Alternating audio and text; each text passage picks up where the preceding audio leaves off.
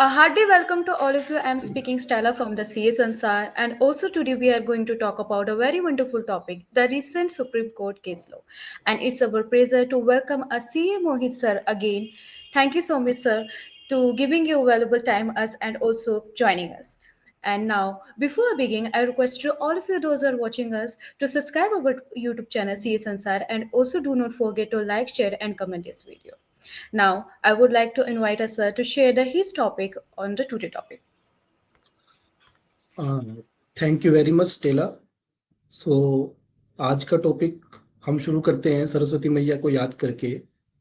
And जैसा आपने बताया कि एक सुप्रीम कोर्ट का रिसेंट जजमेंट आया है जिसके ऊपर आज हम डिस्कशन करेंगे। उससे पहले मेरा एक क्वेश्चन है to all the professionals, to all the chartered accountants जो भी हमारे इस वीडियो को देखेंगे, इस जजमेंट को देखेंगे, तो मैं एक केस स्टडी से हमारा एक शुरू करता हूं तो हमें प्रॉब्लम का पता लगेगा और फिर हम आगे आके देखेंगे कि इस जजमेंट का हमको कैसे बेनिफिट होगा। ऐसा कितनी बार होता है कि हमारे क्लाइंट ने किसी एबीसी वेंडर से कुछ परचेज किया, वो वेंडर लेटर ऑन किसी भी कारण से बोगस डिक्लेयर हुआ या सुओ मोटो रजिस्ट्रेशन उसका कैंसिल हो गया जीएसटी का, और फिर डिपार्टमेंट नेक्स्ट स्टेप में हमारे क्लाइंट को बोलता है कि आपने उससे परचेज किया था, आप अपना इनपुट वापस करो, और हमें नोटिस दे देता है वो। तो परचेजर को थोड़ी ना पता है कि भाई मेरा वेंडर जो है वो जेन्युइन है, फ्रॉड है, मैंने तो उससे सिर्फ एक बिजनेस डील किया है, मैं कोई उसका घर का आदमी थोड़ी हूँ जो मुझे उसका पता रहेगा कि वो कैसा है कैसा नहीं, या वो आने वाले टाइम में क्या करने वाला। तो वी डोंट नो। हमने उससे डील किया, परचेज किया, उसको पेमेंट दिया है, जब भी हमने उसको अपने को इनपुट भी लिया है, उसको इनपुट क्लेम किया है और सेक्शन 16 के हिसाब से हमने अपना जीएसटी का इनपुट लिया है। तो to protect the right of the purchaser, to protect the genuineness of the purchaser, this judgment came and we are discussing because this judgment came from Supreme Court, not any lower court. इसीलिए एक problem जो ये था कि कोई भी XYZ dealer GST का जैसे ही बोगस या फिर सुओ मोटो कैंसिल उसका होता था, डिपार्टमेंट परचेजर जितने भी परचेजर होते थे जिन्होंने उनसे मटेरियल परचेज किया है या गुड्स परचेज किया है या सर्विसेज लिया है, उन सबको नोटिस देता था कि भाई तुम अपना इनपुट वापस कर दो। तो हम क्यों वापस करें, हमने तो पेमेंट किया है, unless otherwise the transaction is genuine.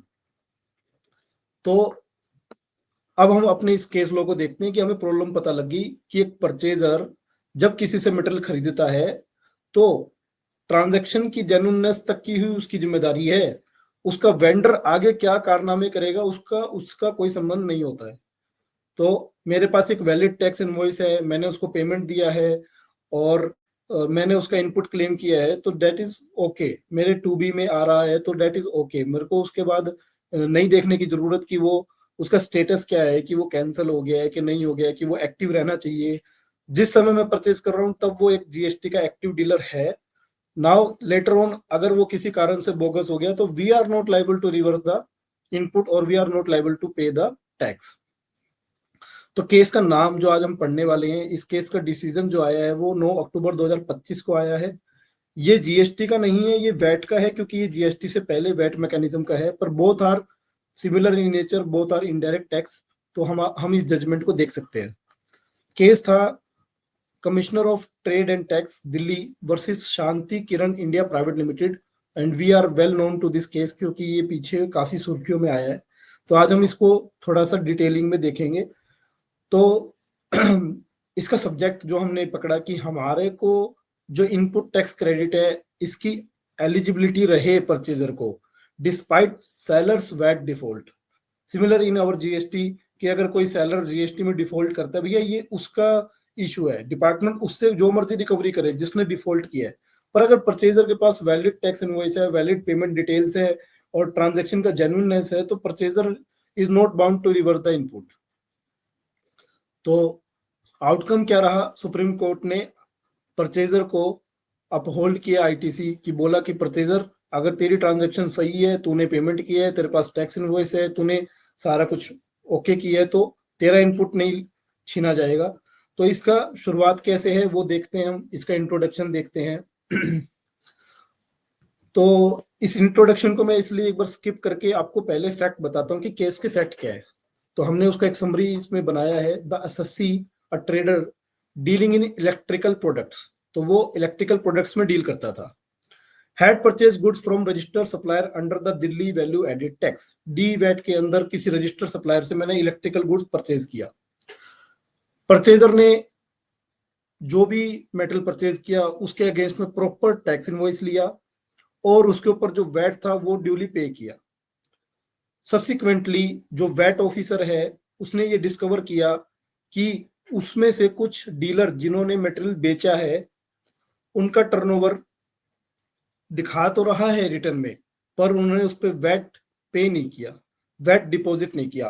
तो डिफॉल्ट इन रिटर्न फाइलिंग और in payment of VAT done by the vendor not the purchaser, ये वेंडर ने किया। तो उस वेंडर का, उस सेलर का रजिस्ट्रेशन बाद में कैंसिल हो गया और ऑफिसर ने फिर परचेजर को बोला कि तेरे को इनपुट नहीं दूंगा। क्यों नहीं दूंगा? क्योंकि जो पैसा तुझसे उसने वैट का कलेक्ट किया वो सरकार को उसने पे नहीं किया, तो मैं तेरे को इनपुट नहीं लेने दूं। भैया मैंने तो दिया है ना मेरा टैक्स उसको, उसने यदि सरकार को जमा नहीं कराया तो ये उसकी मिस्टेक है, मेरी मिस्टेक नहीं है। प्राइमा फेसी यही पता लगता है। तो उसके बाद हुआ क्या, वही वैट ऑफिसर ने क्या किया कि भैया मैं तेरे को ये इनपुट नहीं लेने दूंगा, तूने फलाने आदमी से मटेरियल परचेज किया है और तूने उसको आईटीसी दिया है, तूने उसको वैट की पेमेंट करी है, उसने सरकार को जमा नहीं कराई, तो तेरे को उसका क्रेडिट नहीं लेने दूंगा। तो वैट ऑफिसर ने सीधा सीधा डिसअलाउ किया, पेनल्टी भी लगाया, इंटरेस्ट भी लगाया टैक्स के ऊपर, और सिंपल उसने एक बात बोली कि मैं इस ट्रांजेक्शन को जेन्युइन नहीं मानता। तो there is non genuineness officer को लगी और उसने इसको डिसअलाउ किया और टैक्स इंटरेस्ट पेनल्टी लगा दिया।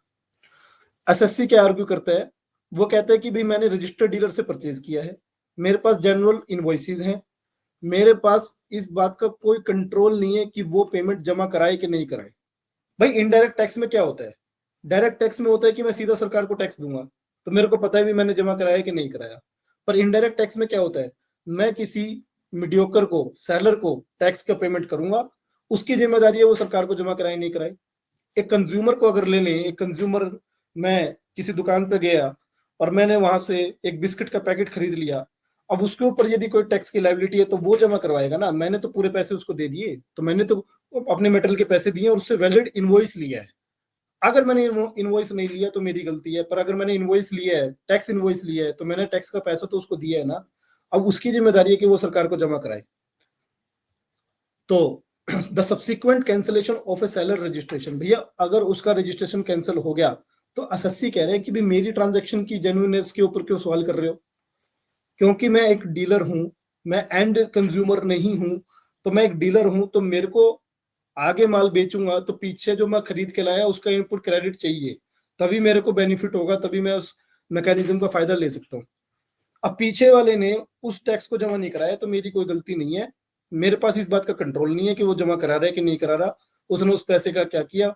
मैं ये कह सकता हूँ मैंने मेरा पैसा पे किया है तो मेरे को इनपुट मिलना चाहिए। एसएससी ने बोला कि मैं बोनाफाइड परचेजर हूं, मैं इस सेलर के डिफॉल्ट के लिए लायबल नहीं ठहराया जा सकता। ये एसएससी का आर्ग्यूमेंट था। तो सबसे पहले केस जाता है हमारा जॉइंट में, जहां से एसएससी हार जाता है और फिर ट्रिब्यूनल में इसका अपील किया जाता है। तो वेट एपिलेट ट्रिब्यूनल ने क्या किया, वेट एपिलेट ट्रिब्यूनल ने एसएससी का डिसमिस कर दिया और ऑफिसर के डिसीजन को ओके माना कि भाई टैक्स लो, इंटरेस्ट लो, पेनल्टी लो। इससे ट्रिब्यूनल ने क्या रीजन दिया वो मैंने हाईलाइट किया है। उन्होंने बोला सेक्शन 9 सबसेक्शन 1 जो दिल्ली वैट एक्ट का है, ITC is permissible only to the extent the tax has actually been deposited by the selling dealer. ये वो कहता है सेक्शन 9(1) के तहत कि आईटीसी तभी मिलेगा, उतना ही मिलेगा जितना सेलिंग डीलर परचेज कर दे, जमा करा दे। ठीक है, आपने कानून तो बना दिया, पर परचेजिंग डीलर के पास कौन सा मैकेनिज्म है कि वो कंफर्म कर दे कि उसने वो टैक्स जमा कराया है कि नहीं कराया।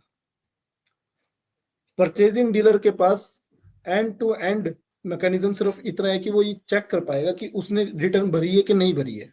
वो भी हो सकता है कि उसके पास मैकेनिज्म ना हो, वो उससे पूछ ले या उससे कॉपी ले ले रिटर्न डिपॉजिट का, लेकिन टैक्स जमा कराया कि नहीं कराया ये तो परचेजिंग डीलर पता ही नहीं कर सकता।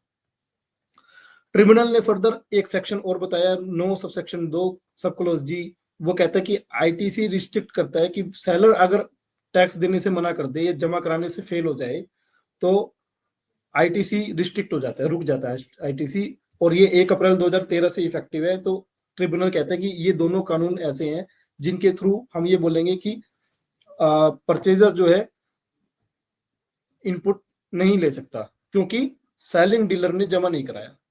ओके, फिर वहां से एग्रीड होके एसएससी ने हाई कोर्ट में गया और दिल्ली हाई कोर्ट का क्या डिसीजन आया, तो दिल्ली हाई कोर्ट ने ओवरट्यून कर दिया ट्रिब्यूनल का डिसीजन और एसएससी के फेवर में डिसीजन दिया।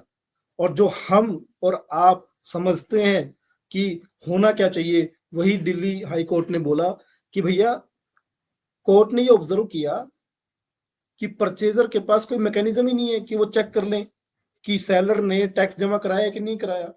परचेजर ने तो टैक्स पे किया ना। तो the court also noted that section 9 subsection 2 सब क्लोज जी, जिसका भी जिक्र कर रहे थे, वो ऐसी ट्रांजैक्शन पर एप्लीकेबल नहीं होता, वो इस काइंड की ट्रांजैक्शन पर एप्लीकेबल नहीं होता। इसलिए आईटीसी देना, आईटीसी का रिस्ट्रिक्शन करना ये गलत है। देन डिपार्टमेंट गया सुप्रीम कोर्ट, क्योंकि हाई कोर्ट ने तो एसएससी के फेवर में दे दिया, तो अगर डिपार्टमेंट सुप्रीम कोर्ट ना जाता तो हाई कोर्ट का ही डिसीजन जो है वो यहाँ पर फाइनल होता।